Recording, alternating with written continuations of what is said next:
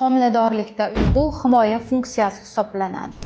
Homiladorlikda uyqu organizmni himoya funksiyasi hisoblanib, ayol kishida gormonlar ko'p ajralganligi uchun, ya'ni prolaktin, estrogen gormonlar miqdori yuqori bo'lganligi hisobiga qon tomirlar kengayadi va qon borishi sekinlashadi.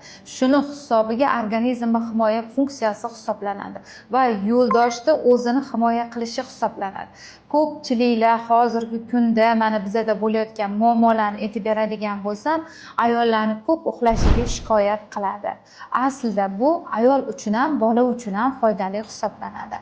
Agar bolangiz sog'lom tug'ilishini xohlasangiz, ayolingiz uxlashiga qarshilik qilmanglar.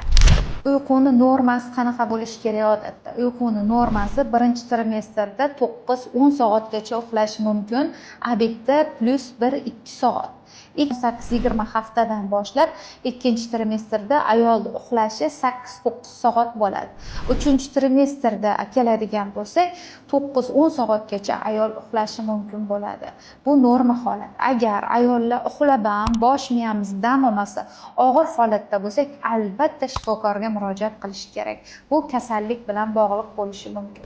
Bizning sahifamizga obuna bo'ling va uyqu tufayli dard kechib yuradigan homiladorlik bor.